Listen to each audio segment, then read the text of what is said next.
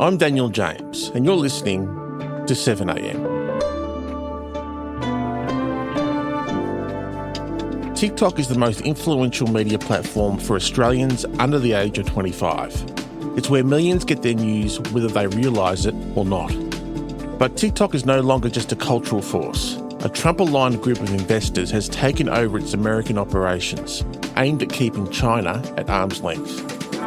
Now users are claiming that content about ICE and its operations in Minnesota, where 2 American civilians were killed by federal agents, has been difficult to post, disappearing from the algorithm or reaching far fewer people than expected. TikTok has denied political censorship, saying the platform was experiencing technical disruption at the time. But it's raised the question, when it comes to TikTok, who gets to decide what Americans see and what gets buried? Today, we're bringing you an episode from last year with Associate Editor at Crikey, Cam Wilson, on the Trumpification of TikTok.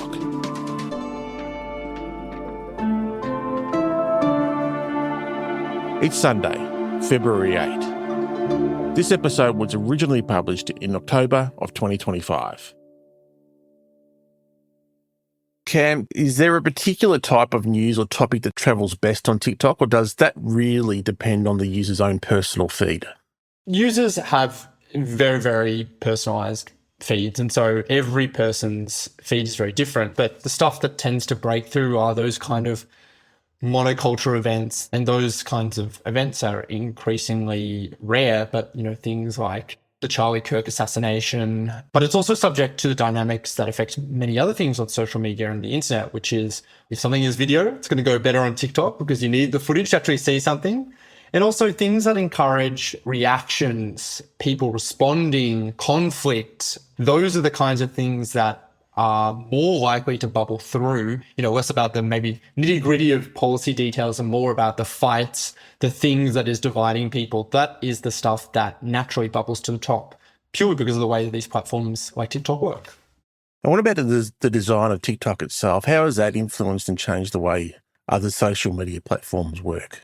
Yeah, TikTok has led this trend that's taken over social media. I think it's pretty fair to say we are in a post-social media world. The idea of Facebook connecting you to your friends, your family, your local community, the people who you know is kind of over. I think in fact, so TikTok kind of led this new era of what it means to have social content. And it said, we don't really care that much about who you say you want to follow. We're going to use these other signals to determine what to show you because we actually think that's more engaging. We know who you say that you want, but we're going to give you the stuff that you really want that we think will interest you. And so now there's a battle over the future of TikTok as a company, and it's framed as a battle between Washington and China over TikTok being a national security threat. So sit us down and tell us where this battle begins. Yeah, it really, throughout its whole history, as soon as it became clearly an ascendant major platform, it has faced scrutiny and criticism because of its link to the Chinese Communist Party, and particularly in the US with, I think, 170 million users now in the US, so an astronomical amount. It faced scrutiny on 2 areas. The first one is this idea of data that it's collecting from its users. So, whenever you log on, your location, other information about your device, that is going to TikTok, that's going to ByteDance, and the kind of accusation has always been that it's going to the Chinese Communist Party. The second thing is this idea of it as a propaganda tool. And if you consider it the 8 million Australians, the 170 million US users, this app has a direct line into all their lives, and it is able to show them content that is actually fairly opaque to anyone else. All of our feeds are distinctly different. It's very hard to know from the outside. It's not like television where you just tune in and see what everyone else is watching or check the TV guide or whatever. And there's always been this idea that the rules that the platform makes could be used for nefarious purposes. And so this idea that it represents a threat to national security because there could be people leaning on people in ByteDance to encourage certain content to be shown to users, like, for example, content critical of their governments, or that it could be used to censor content that was critical of the Chinese government. viewing it not just as a kind of data extraction operation potentially, but also something that could be used to push certain messages with very little scrutiny, has made a lot of people uneasy about it. And so what has the US government done about that? The history of TikTok and US Congress goes back to 2020 when there was a review into TikTok by the American government about the idea of it being a potential national security threat, saying that either TikTok has to divest and pass over its ownership to American owners, or we'll ban it. And the result of that was that TikTok signed this very bizarre deal with Oracle, which is owned and run by Larry Ellison. A Trump ally. Yeah, exactly. And Oracle would host American TikTok user data in America and also have some kind of oversight role into its algorithm, its secret sauce. It didn't really address the underlying concerns. Data that's physically held in America can still be accessed in China, as it turns out was the case when ByteDance reportedly accessed the data of an American journalist. ByteDance, TikTok's parent, has acknowledged 4 employees inappropriately obtained data of some U.S. TikTok users, including 2 journalists. In a statement, the company condemned the actions of those involved and said they're no longer employed. But that's no reassurance to the Biden administration. And then this ambient concern over TikTok continued through the Biden presidency until it was credited that the October 7th attack revitalized interest in TikTok from Congress. Was the accusation that the content that was being shown to TikTok users was leading to a rise in pro-Palestinian sympathy in young Americans. Every 30 minutes that someone watches TikTok, every day, they become 17% more anti-Semitic, more pro-Hamas based on doing that. We now know that 50% of adults 18 to 25 think that Hamas was warranted in what they did with Israel. That's a problem. Whether that's true, I think, is far from proven. I don't think that we've ever seen really conclusive evidence that, for example, that there was a company directive to promote certain points of views about the Israel-Gaza conflict. But regardless, this fervor led to the bipartisan support for the bill. The bill passed that TikTok needed to be under American ownership or face a ban by January 19, 2025, coincidentally the day before Donald Trump was sworn in. And when Trump came in, he delayed the ban a number of times until recently the final deal that was carried out by the Trump administration. After the break, Trump talk.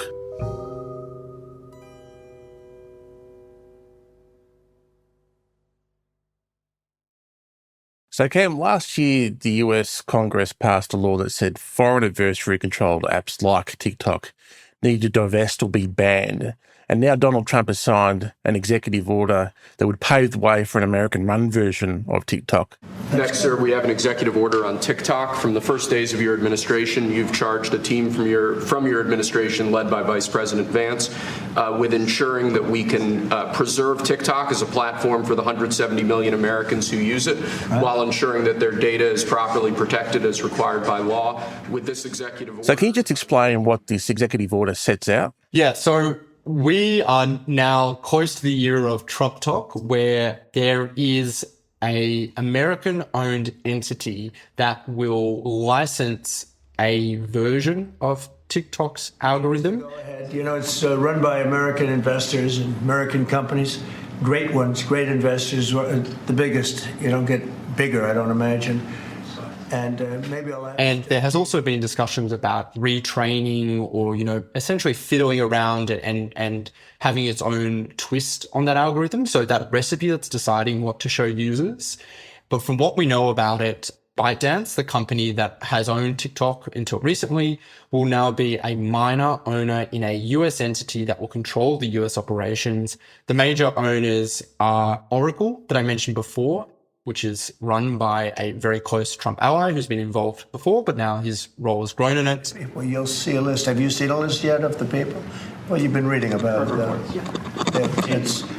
I know Michael Dell's involved, and Rupert Murdoch's involved, and a lot of, and let's see, we have probably 4 or 5 absolutely world-class investors that love the country, and they made a lot of money with the country. And so these are a group of all Trump-aligned figures who are, very rich people who are involved in a whole bunch of other things, who now have some kind of control over TikTok.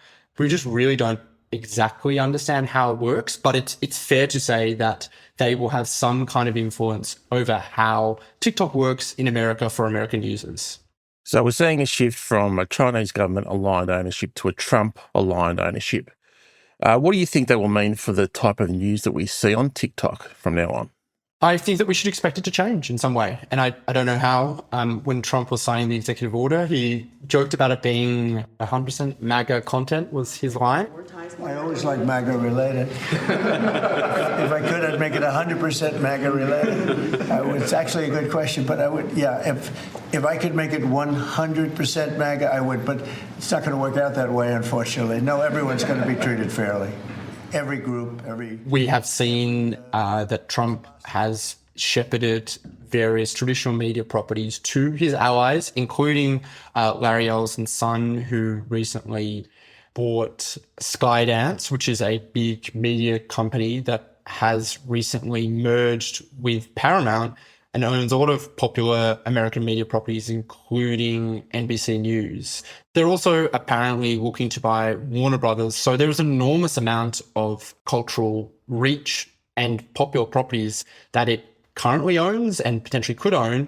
And David Ellison has expressed that he would like to rejig NBC News to represent a more conservative point of view. He's a very strong pro-Israel advocate, and it's believed that he would like to see that opinion reflected in the properties that he owns as well. So it wouldn't be crazy to imagine that same thing would happen with TikTok. We're seeing, all of these very, very powerful companies that have a lot of cultural influence being shepherded into the hands of people who are closely aligned with Trump. So it is, I think, a pretty significant change in an environment that was already pretty homogenous in terms of its ownership. The few holdouts, it seems like, are now being shepherded away, and the keys to the kingdom are being handed over to the friends of the king. And Cam, it seemed like maybe the next generation would escape the influence of the Murdoch empire. In the past, they've been notoriously bad at speaking to younger audiences. Remember the MySpace moment, of course. Yes. But in getting a stake in TikTok, is there a sign their influence over the next generation will actually increase? I don't know.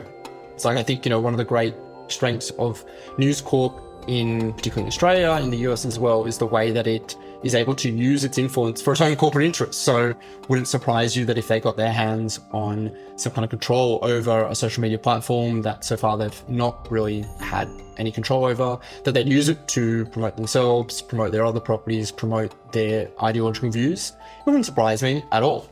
That being said, the reason I'm cautious is that, well, one, as far as I know, they're not a major owner. The second thing is that there are a whole bunch of owners, and I think that, while people love political influence, they also have bought in because it's a money-making operation as well. Anything that could threaten the popularity of it would, not just affect the Murdochs, but also other people as well. I understand why people are alarmed, but I think that there is a balance that these owners of this new Trump talk want to balance. Like, of course they want to further their ideological mission. We've seen that, I think, with many of their owners, but they're also business people who've bought into something that could make them a lot of money. And at the end of the day, sometimes it's hard with all the business leaders who are expressing fealty to the Trump administration. It's hard to exactly know whether that is, from the heart or from the bottom line.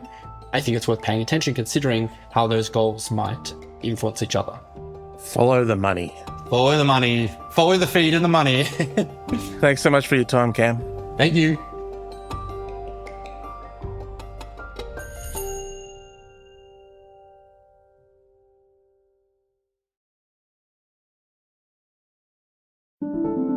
Thanks for listening to 7am. We'll be back tomorrow with a new episode first thing in the morning on the billionaires, big companies and secret dark money donors who are influencing our pollies and our elections. plus billionaire Clive Palmer could be both part of the problem and the solution to our political donation problem. Elections must be fair. We don't want, as I said, wankers as politicians or our representatives in Parliament. We want a fair and a true democracy. We don't want a rigged election. And I hope in this legal challenge to the High Court we'll be in a position where all people can stand for Parliament on a very fair basis. Bye for now.